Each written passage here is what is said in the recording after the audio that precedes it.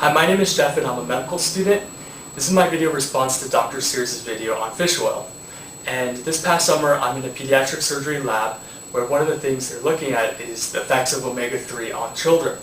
So to prepare for this research I had to first read up on omega-3, and it turns out that a lot of my family, friends, people that I care about aren't getting enough omega-3s, and that they really should because it's really, really good for you. And so this past summer I've just been telling a lot of my family, my friends, you really ought to be taking omega-3s, and here's why. And I just thought that since Dr. Sears brought it up that I should post a video about things that I've been learning about, and I think it's things that you probably haven't heard because I didn't even hear about these until I started reading up on it. And so hopefully you can stick around with me a little bit. So what exactly are omega-3 fatty acids good for? It's most famously known to be good for the heart. And it says here in a review that it has clearly been shown that omega-3 fatty acid supplementation provides a protective benefit in heart disease, in particular sudden cardiac death. And that's also one of the American Heart Association recommendations, which is that you really have to make sure you're getting enough omega-3s, and even through supplements if you have to. But that's only sort of the tip of the iceberg. I didn't realize there were so many other things that they've been good for, and I'm going to put up in the video description some links to sites that have more detailed explanations, but very briefly I'm going to start off by talking about the rest of these things.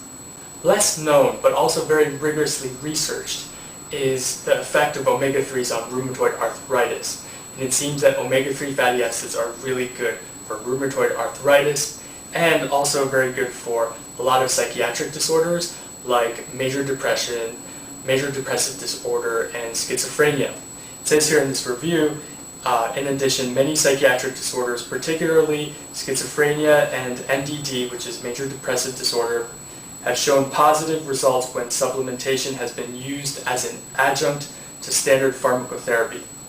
And it says here that rheumatoid arthritis is another disease entity that has been proven to benefit from this nutrition intervention. Just by the way, this review that I'm quoting is from the Department of Surgery and Vascular Biology program at Harvard Medical School. So I think it's a good one. The reason why I mentioned that this review article was from a very good program at Harvard Medical School was just to let you know that this is within the realms of mainstream medicine, in that I know it sounds kind of weird and maybe it sounds like I'm selling snake oil or something. I remember when I was telling my dad about this, he was kind of very surprised, very skeptical, and saying that, Jeff, you ought to not exaggerate. It's not good to exaggerate. Because ultimately what you're saying is that fish oil can help prevent and all these problems and help with curing a lot of problems, and that just sounds really over the top. But I want to let you know that everything that I'm talking about here is within the boundaries of rigorous, well-researched science. And so hopefully that will be helpful, because oftentimes if you haven't heard about this, it does sound really weird. I know I thought it was really weird when I heard about this for the first time. The diseases that omega-3s have most definitively shown to be good for are diseases like heart disease, rheumatoid arthritis, schizophrenia, and major depression. But there are also a lot of clinical trials and epidemiological studies showing suggestions of benefit for diseases like Crohn's disease, ulcerative colitis, psoriasis, lupus, asthma, multiple sclerosis, migraines, and in these individual articles you find studies showing, for example, that when moms eat more DHA, which is fatty acid, omega-3 fatty acid during pregnancy, this is good for their infants in terms of their performance on problem solving.